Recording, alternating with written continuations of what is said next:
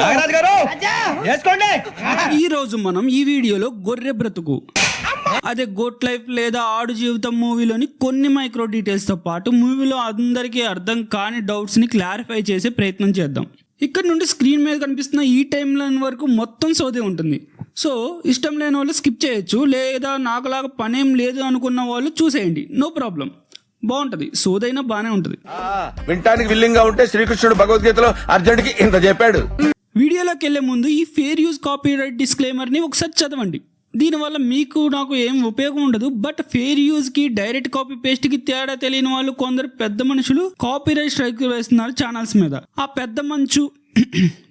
ఆ పెద్ద మనిషి ఎవరో చెప్పక్కర్లేదు అనుకుంటా. ఆ పెద్ద మనిషి తన తప్పును ఒప్పుకుని ముందు రాబోయే సినిమాల్లో అన్న మంచి ఎఫర్ట్స్ పెట్టాలి అని మన తెలుగు యూట్యూబ్ కమ్యూనిటీ ట్విట్టర్ లో ఈ కింద కనిపిస్తున్న హ్యాష్ ట్యాగ్ ని ఎక్కడ పడితే అక్కడ ట్రెండ్ చేసి పారేయమని చెప్తుంది. అలా ట్రెండ్ చేస్తే వితిన్ సీన్ అన్న మంచు అన్న గారికి ఒక చాక్లెట్ ఇస్తాడంట. సో ఎక్కడ పడితే అక్కడ ట్యాగ్ చేసి పారదొబ్బండి. అలా ట్యాగ్ చేసిన స్క్రీన్ షాట్ ని నా ఇన్స్టాగ్రామ్ లో పడేసిన వాళ్ళలో ఒకరికి ఈ స్క్రీన్ మీద కనిపిస్తున్న చాక్లెట్ బుట్ట పంపిస్తా. ఇక మన వీడియోలోకి వచ్చేస్తే గోట్ లైఫ్. సినిమా ప్రపంచంలో ఇలాంటి సినిమాలు అప్పుడప్పుడు వస్తుంటాయి, అది సినిమా లవర్స్ అయిన మన అదృష్టం.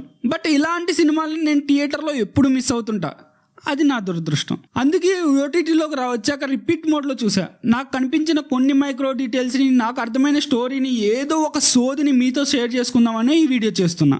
సో మీరు కనుక మన ఫిలిం డెన్ ఛానల్కి కొత్తగా వచ్చినట్లయితే ఒకసారి మన ఛానల్లో ఉన్న కంటెంట్ని ఒకసారి చూసి నచ్చితే సబ్స్క్రైబ్ చేయండి, నచ్చకపోయినా చేయండి, ఏం కాదు. ఈ మూవీలో మీరు సరిగ్గా అబ్జర్వ్ చేస్తే ఎక్కడ సబ్ టైటిల్స్ ఉండవు. స్టార్టింగ్ ఫ్రమ్ ఇమిగ్రేషన్ నుండి నజీబ్ కంప్లీట్గా తన స్లేవరీని యాక్సెప్ట్ చేసే వరకు ఎక్కడ సబ్ టైటిల్స్ను వాడకుండా డైరెక్టర్ ఒక గ్రేట్ డెసిషన్ తీసుకున్నారు. బికాస్ నజీబ్ వాళ్ళు మాట్లాడేది అర్థం కాక ఏం ఫీల్ అవుతున్నాడో, ఎలా ఫీల్ అవుతున్నాడో, సేమ్ అదే ప్లేస్లో మనం ఉంటే ఎలా ఫీల్ ఉంటుందో అనేది ఆడియన్స్తో ఫీల్ అయ్యేలా చేద్దామని ఇంటెన్షనల్లీ సబ్ టైటిల్స్ పెట్టాల. Actually it is a great decision కదా, అందుకే మనం స్టోరీలో అంత ఇన్వాల్వ్ అవ్వగలిగాం. యాక్చువల్లీ నేను సెకండ్ టైం ఓటీటీలో మూవీ చూస్తున్నప్పుడు సబ్ టైటిల్స్ పెట్టుకుని చూస్తుంటే నాకు కొంచెం స్టోరీలో ఇన్వాల్వ్మెంట్ తగ్గినట్టు అనిపించింది. సో ఈ ఇన్వాల్వ్మెంట్ని గ్రాప్ చేయడానికి డైరెక్టర్ ఇంటెన్షనల్లీ ఆ సబ్ టైటిల్స్ పెట్టకుండా చూపించారు.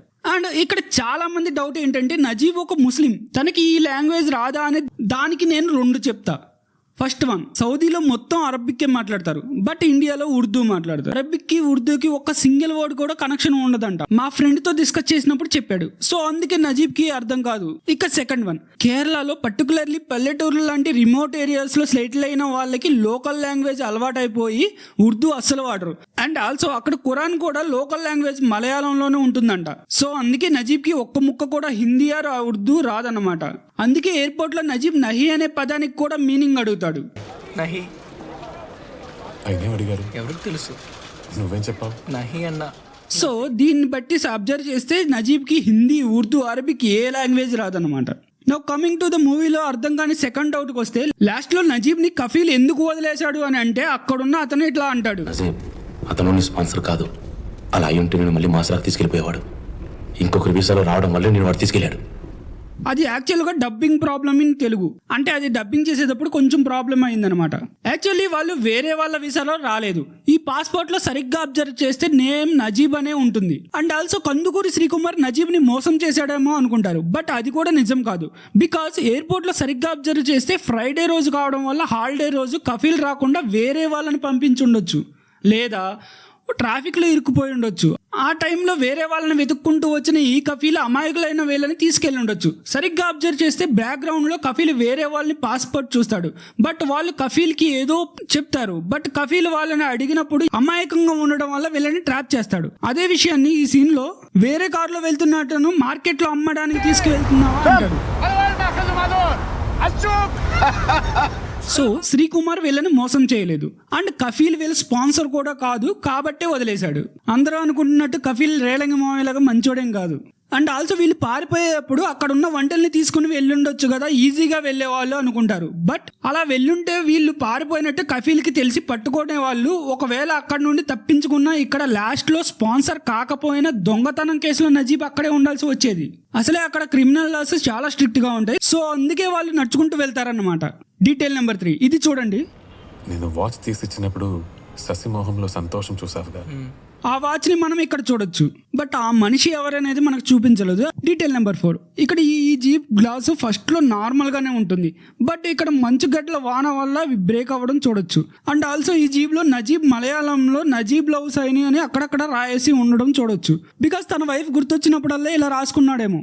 డీటెయిల్ నెంబర్ 5, నజీబ్ తన కంటి రెప్పల్ని ఎక్కువగా ఆడించడం చూడొచ్చు. శాండ్ స్టోమ్ వల్ల ఇసుక తిన్నలు గాల్లో ఎగురుతుంటాయి, వాటి నుండి ప్రొటెక్ట్ చేసుకోవడానికి ఎక్కువ కంటి రెప్పల్ని ఆడించుతారు. సో 2 to 3 years అవ్వడం వల్ల అతనికి అది ఒక హ్యాబిట్ లాగా మారిపోయింది.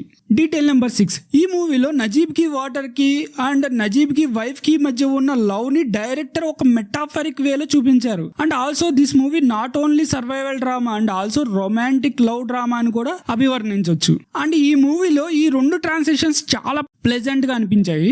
అండ్ మ్యూజిక్ కూడా స్టోరీకి కనెక్టింగ్ గా ఇచ్చారు మన లెజెండ్. ఈ మూవీ మనకి అంత కనెక్ట్ అవడానికి ఈ మ్యూజిక్ కూడా ఒక రీజన్ అని చెప్పుకోవచ్చు. డీటెయిల్ నెంబర్ 7, కాదిర్ వదిలిన కోకోకోలా బాటిల్కి ఉన్న ఖర్జూరం ఇక్కడవే, వాటిని మనకి ఇక్కడ చూపించారు. అండ్ కాదిర్ని కొందరు ఒక ఖైదీ అయి ఉండొచ్చు అంటున్నారు, మరి కొందరు వీళ్ళని తప్పించడానికి వచ్చిన దేవుడు అంటున్నారు. బికాజ్ లాస్ట్ లో కాదిర్ పడుకున్న మార్క్ ఉంటుంది కానీ తను వెళ్ళిపోయిన అడుగులు కనపడవు, సో హీ మే బి దేవుడు అంటున్నారు.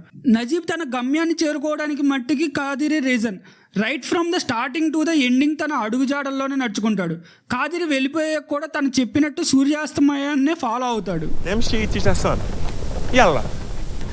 సూర్యుడు అస్తమయం చూసుకుంటూ వెళుతున్నాం. కాదరికి ఎటు వెళ్ళాలో తెలుసు.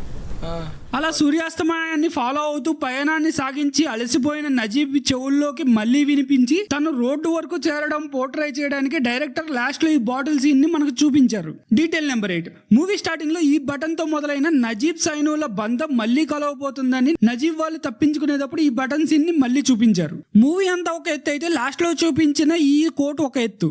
All the lives we never experienced are just all stories for us. అంటే వేరే వాళ్ళ బ్రతుకులో మనం ఎక్స్పీరియన్స్ అవనంత వరకు మనకి కథల్లానే కనిపిస్తాయంట. But I want to say something to the directors and all the persons who are putting their lives to make movies. They are trying us to experience new stories, new dramatic worlds and feel that emotions and pulling us to experience visual life in that 3 hours. Make this sentence coded by the directors prove wrong himself by involving us in the movie by best cinematography, relevant timely music and actions in the name of the goat life made us experience Najib's story. That's why I love movies. ఇదే movie Hollywood లో తీసినట్లయితే Prithviraj sir కి 200% Oscar reserve అయి ఉండేది. That is my opinion on goat life. ఇంతవరకు video చూసి ఇంకా subscribe చేయలేదంటే ఇలా ఇబ్బంది పెడుతున్నారు. ఇప్పటికే సబ్స్క్రైబ్ చేసిన వాళ్ళు ఒక లైక్ కొట్టండి, ఇప్పటికే లైక్ కొట్టిన వాళ్ళు షేర్స్ కొట్టండి. ఇవన్నిటికన్నా ట్విట్టర్లో హ్యాష్ ట్యాగ్ ముఖ్యం బిగులు. చాలా బాగా వచ్చింది. నేను వస్తాను సార్. వెళ్తా కూర్చో.